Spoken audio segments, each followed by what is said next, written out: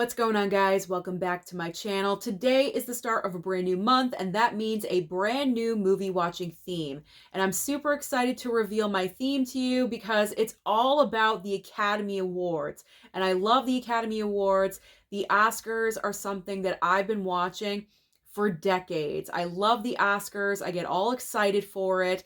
And this year I've decided that I need to watch and focus in on Best Picture nominees and also winners. And the majority of these movies I have not seen before. So that's the main reason why I wanted to focus on Best Picture nominees and winners, because a lot of these movies are considered classics that I still have not seen. Perfect example, Citizen Kane. Some people hail this movie as the best film of all time, and I still have not seen it. So I am changing that in the month of March. So that's the movie watching theme. Best Picture nominees and winners. So just to let you know, this was very difficult to narrow down what films that I was going to watch this month because I had so many options. I have a ton of nominees and winners in my collection, but I'm happy with what I settled on. I think it's got a nice variety, and it also represents the Academy Awards in a nice way, if that makes any sense. And besides, before I get started, besides these movies, I do plan on streaming Killers of the Flower Moon because yes, I did break down and I subscribed to Apple TV Plus. So I will be rewatching Killers of the Flower Moon. I really want Mama Blu-ray to watch that before the awards show, so we might watch that this evening. And then also Poor Things. I really want to rewatch Poor Things as well. That's coming out on physical media March 12th, but it's also going to be streaming on Hulu March 7th. So if you kind of want to like follow along, just give you a little update on that. So I plan on watching streaming Killers and Poor Things and what is next to me. So let's get into this. What have I chosen? What nominees and winners am I focusing on in March? Here we go. Streetcar Named Desire. I've been wanting to watch this for the longest time. I was actually in this show in college, so I already know the premise. I already know what the entire movie is about. I just want to watch the darn thing. So I bought this. I picked this up so long ago, I feel like maybe 3 years ago, and I still have not watched it. So I need to get this off the never seen it list, you know. So now is the perfect time. Okay, so this movie probably hardly anyone has ever heard of, or I mean, anyone that watches this channel anyway, because I know younger people watch this channel, but have you ever heard of, I don't even know how to say this, Ninochka? I don't know. I picked this up randomly at Dollar General, I think 2 years ago, and I still have not watched it. So again, we're changing that. That's with Greta Garbo. I'm not sure I've seen anything with Greta Garbo, so that'll be a first. All right, so speaking of Citizen Kane, so it was Citizen Kane. Everyone thought Citizen Kane was going to win Best Picture that year. And little old How Green Was My Valley, I believe, took away the Best Picture win over Citizen Kane. So my plan is I'm going to watch both of these in March, and I will make the decision on which movie was the better film. Was this an Oscar mistake? It probably was, but I'll see for myself. So How Green Was My Valley. There we go. Never seen it. Still haven't seen it. Zero Dark 30. Yes, finally. I'm finally going to watch this one. Okay, this is a film very near and dear to my heart. Yes, it has Sam, but that's not the reason why. Yes, he won his Oscar for this, but that's not the reason why. It's a fantastic story. I really, really do believe that the Academy made a mistake. This film should have won Best Picture that year in what, 2017, 2018, something like that. It is Three Billboards Outside Ebbing, Missouri. This film is so, so good. It just really pulls at your heartstrings. It is such a dramatic story, Frances McDormand, gosh darn it, so good. So good in this movie. Totally deserved her win. Sam Rockwell absolutely deserved his win for Best Supporting Actor. Woody Harrelson too. I mean, if they could have had a tie for Best Supporting Actor, I would have given it to Woody and Sam because they both deserved to win. This movie deserved everything, in my opinion. I saw it in the theater with my mom.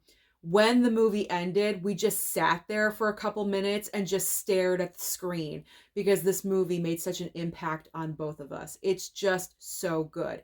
I have not watched the 4K yet, so that'll be a first time watch, but I've seen the movie about a handful of times, but I haven't seen it in a while, so I'm looking forward to revisiting this one. And Sam. And Sam. Sam is my new Nicolas Cage. Okay, so here we go. Moving on. We have LA Confidential. I don't know anything about this movie. It was like a random pickup, so we'll experience that one. Lost in Translation. I recently watched Sofia Coppola's Priscilla, and so now I kind of want to explore more of Sofia Coppola. So I figure Lost in Translation is the perfect film to watch next of hers. So I'm looking forward to watching that one. My Criterion of the Piano. Holly Hunter.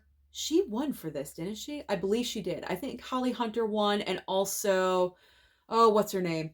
Anna Paquin. She won as well for this movie. So we'll see how good the piano is. The Sting. This movie has been in my collection for at least 2 years, and I still have not seen it. Now I am. Now I am. We have got The Hurt Locker.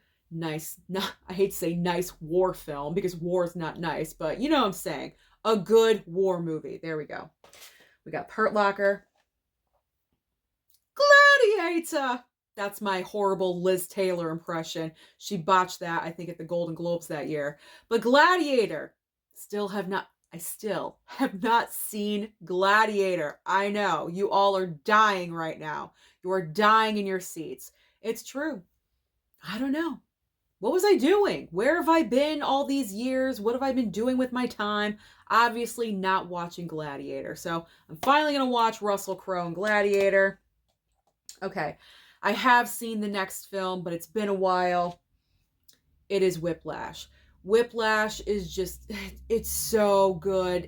It's such a dysfunctional relationship, you know, toxic, disturbing, and just in such a good way, you know, like just strike that, reverse it. Performances delivered, there we go, in such an amazing, toxic, dysfunctional way. That's the perfect way to sum up this movie. And J.K. Simmons is a revelation and totally deserved his win for Best Supporting Actor. Absolutely incredible in this film. So I'm looking forward to revisiting that one. Like I said, it's been a while. I decided to throw in some Quentin Tarantino, there we go, just to mix it up a little bit. So I chose Once Upon a Time in Hollywood. I'm just in the mood to give it a rewatch. Again, it's been a while, so we're going to give this one a go. It's a longer movie, I know. But I mean, 3 hours is kind of like the standard these days, so I'm sure I will enjoy the watch again. Because the first time I saw this movie in the theater, I did not care for it. The second time I saw it at home on physical media, I enjoyed it. So I'm sure I will enjoy it again. I mean, it's Brad Pitt, it's Leo, it's Margot. How can I not? So we will revisit Hollywood. All right, so here we go. The monster here, Citizen Kane. The Citizen Kane 4K Criterion. So we'll see how good this movie is. I will see how good that movie is. Like I said, a lot of people consider Citizen Kane to be the best ever movie of all time. We'll see. We'll find out. All right, to have a little bit of fun, to kind of mix everything up, we got some Black Panther. We'll throw in Black Panther. This is the only MCU movie to ever be nominated for Best Picture. It was a shock and a surprise, but it was well deserved, right? It was well deserved. It was well deserved to get that nomination. I mean, Chadwick Boseman, just to see his face on screen again, that's what I'm looking forward to watching this. So, Black Panther, we'll throw in a little bit of variety with a superhero film. Okay, this is a must. I have to watch this next one, especially because I just picked this up. The Argo, like, awesome little box set that I picked up at Big Lots for $8.99. But Argo, I definitely have to watch because Ben Affleck is turning into such a great director. And obviously, he directed this movie. Unfortunately, I don't even think he was nominated for Best Director that year. That was a major, major snub at that year's awards show, but the movie took away the Best Picture win. So I really got to check this one out. So that is a top priority for me. Okay, so we'll move those over. Here we go. Next up, pile number 2, we have The Grapes of Wrath with Henry Fonda. We'll try it and we will see. I chose Dead Poets Society. See what I mean? A little bit of variety. Throw in some Robin Williams. Yeah, Robin, just double checking. Robin Williams, we'll throw him in there. Gotta have that. Sunset Boulevard. I've never seen Sunset Boulevard. That was a horrible impression, but I'm looking forward to this one because I've heard things. I've heard things, so I'm looking forward to checking out that one. I chose Selma. I feel like Selma has been a part of my collection for like 10 years, even though it hasn't, but it just feels like it's been in my collection for 10 years, just staring at me, saying, Susan, pick me up from the pile and watch me. It's finally going to happen, Selma. I'm finally going to watch you. All right, this is for Jesse, because Jesse just sent me this movie. It's Out of Africa. I mean, you have Meryl, you have Robert Redford. How can this movie not be fantastic? So I'm looking forward to watching that one for the very first time. We've got some Dangerous Liaisons with Glenn Close, The Close, and Michelle Pfeiffer here, and also John Malkovich. Sounds pretty good to me. Okay, I already know with this next movie, I'm going to have Kleenex. I'm going to have my blanket. I always have my blanket, but when I get really emotional when I'm watching movies, I tend to pull up my blanket like around my face like this because the sad crying face gets like a little much, you know what I mean? And that is 12 Years a Slave.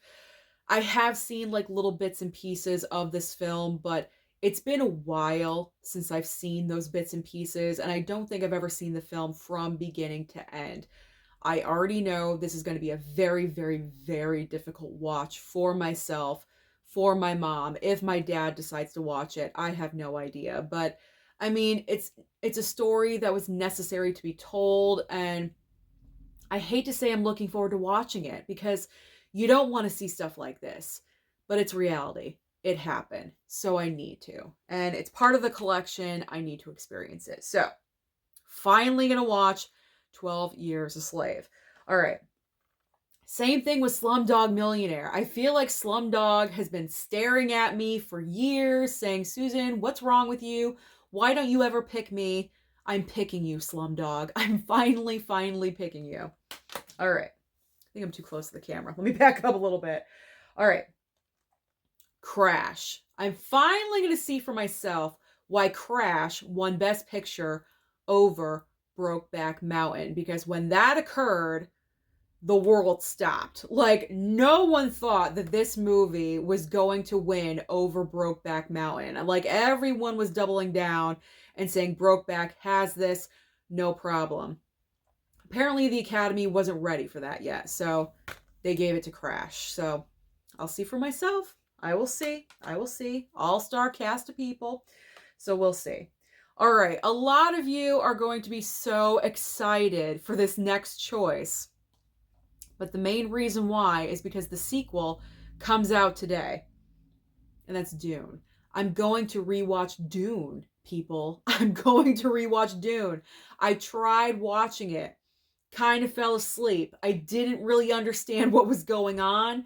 However, when I asked for people's advice to comment down below and kind of like help me out with the whole plot line of Dune. You guys are helping me. I would like more specific details if you could, because I don't get anything that's going on in this movie. Apparently, Timothée Chalamet here is, very important. Spice is important. I know that. And there's like a war going on, but I'm not really clear with all the details, if you know what I'm saying. But I want to rewatch Dune because with Dune Part 2 out this weekend, I'm hearing it's fantastic. It's a total theater experience. I don't want to miss out on that. So if it's possible for me to understand what's going on in this movie, I would like to. So that way I can continue watching the movies. Are you following me? Are you understanding me at all? Probably not, but that's me. I'm a little loop-de-loo sometimes, but that's okay. At least I'm giving Dune another chance, okay? I'm not just like, throwing it off into the corner and saying never again. I'm being open-minded. All right. Les Mis, starring my ultimate favorite, Anne Hathaway. Sarcasm. I don't particularly enjoy Anne Hathaway, but she did win her Oscar for this movie. It was nominated. It did not win, but we'll see what it's all about. I've never seen Les Mis before, so now's the time. I got this nice little 4K. It just came in the mail recently, so I got to break her in. And the final movie that I've chosen, I have to watch this. I feel like I have to put it above all others and, make sure I watch this in the next 31 days. It's Platoon, guys. I've had this in my collection for a little bit, and I swear, a pinky promise, there we go. Cross fingers and pinky promise that yes, I will watch Platoon come hell or high water. That's another movie I could have chosen, Hell or High Water, but no, forget that. Come hell or high water, I will watch Platoon during the next 31 days of March because I got to. It's been sitting here. It's looking at me. Susan, what's wrong with you? Why am I never good enough? You are Platoon. You won Best Picture. So it's deserving of a watch. It actually won the gosh darn thing. So I need to watch it. So Platoon. I promise. I promise to Platoon. All right. So that's everything. I know. I'm a little loopy. I'm a little red, but what are you going to do? That is me. So those are all of my Best Picture nominees and winners that I have chosen to watch in the month of March, along with Killers of the Flower Moon and Poor Things. I'm so excited to dive into all of these. So comment down below and let me know if you love awards season just like I do. What was your favorite win ever? Or what do you plan on watching in the month of March? Don't forget to like and subscribe before you leave, and I'll see you next time.